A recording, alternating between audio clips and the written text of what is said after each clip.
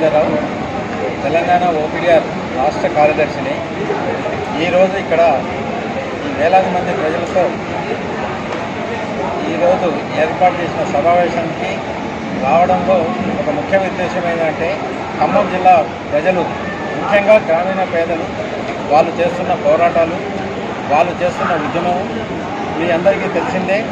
ముఖ్యంగా వెలుగుమట్లలో ఏదైతే ఇళ్ల స్థలాల సమస్య ఏదైతే ప్రధానంగా ఉందో, ఆ ఇళ్ల స్థలాల సమస్య యొక్క పరిష్కారం కోసం ఒక పోరాటాన్ని మరోసారి తీవ్రతరం చేయడంలో భాగంగానే అదేవిధంగా ఖమ్మం జిల్లాలో గ్రామీణ పేదల సంఘం ఆధ్వర్యంలో విపరీతమైన పోరాటాలు జరుగుతున్నాయి.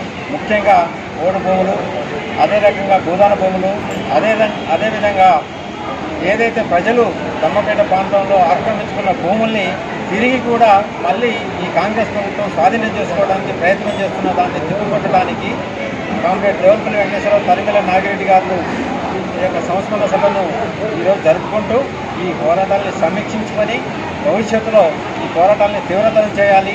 ప్రజలకి పోరాటం తప్ప వేరే మార్గం లేదు. ఈ ప్రభుత్వాలు, ఈ ప్రజా వ్యతిరేకమైన ప్రభుత్వాలకు వ్యతిరేకంగా పోరాటాలను తీవ్రతరం చేయడం తప్ప వేరే మార్గం లేదు.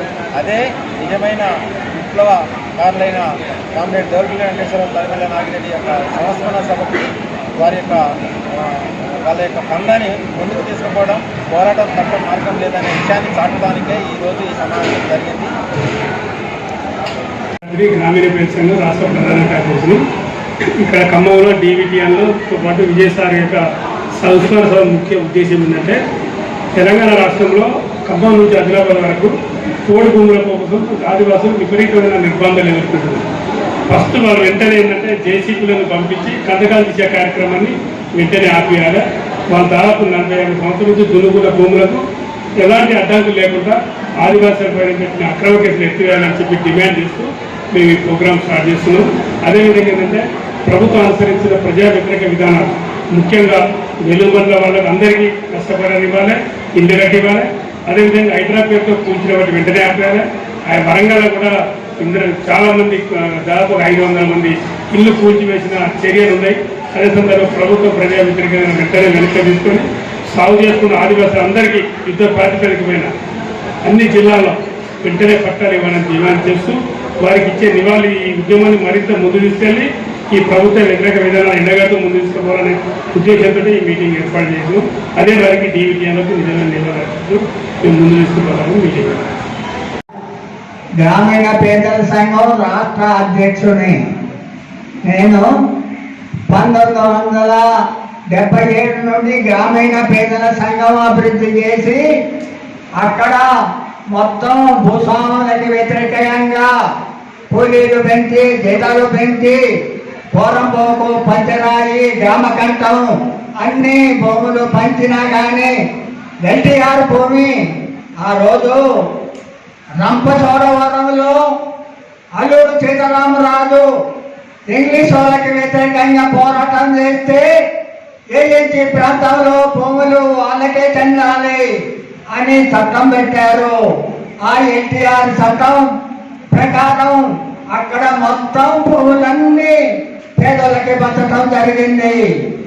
అయినా కానీ వేరే పేదలకి భూములు లేవు.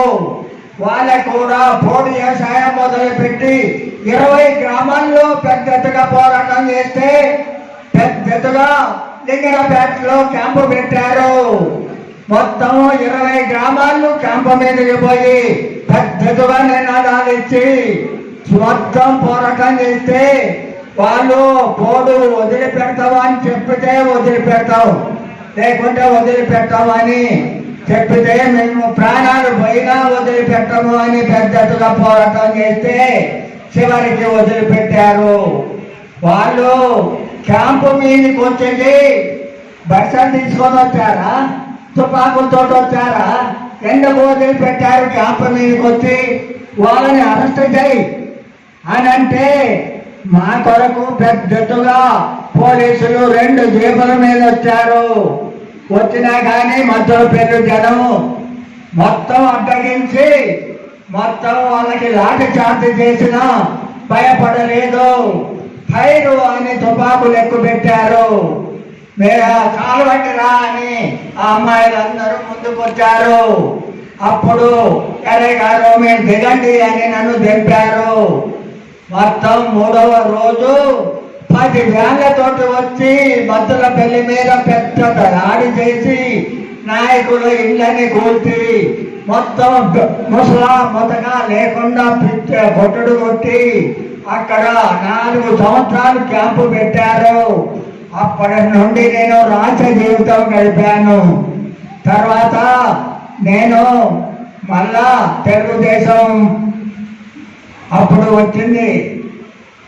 ఆ తెలుగుదేశంలో నేను చలన్ అయ్యా. ఆ చలన్ అయ్యి మళ్ళీ ఉద్యమము మనం చంద్రగొండ, జూలూరుపాడు, దమ్మపేట, మనుగూరు మొత్తం రాష్ట్రమంతటా పెద్దగా ఉద్యమం నడిచి 1000 ఎకరాలు ఎన్టీఆర్ భూమి, పూడు భూములు అనేక 10 కేసులు పెట్టారు నా మీద. ఆ విశాఖపట్నము, రాజమండ్రి, వరంగల్లు, ఖమ్మము ఇప్పుడు కూడా నా మీద 5 కేసులు ఉన్నాయి. ఆ రకంగా ఈ యొక్క భూస్వాములు గ్రామీణ పేదల సంఘం విప్లవ పార్టీని మొత్తం కాల్చి మొత్తం వాళ్ళకి మొత్తం నిర్బంధం ప్రయోగించి ఇప్పుడు ఎలుగు మెట్ల కూడా నేనున్నా. ఎలుగు మెట్ల మీద ఉంటే అప్పుడు టిఆర్ఎస్ వాళ్ళు కూడా ఉన్నారు. వాళ్ళు మొత్తం స్కూల్ దగ్గర ఇల్లు వేస్తా అంటే మొత్తం కూల్చారు.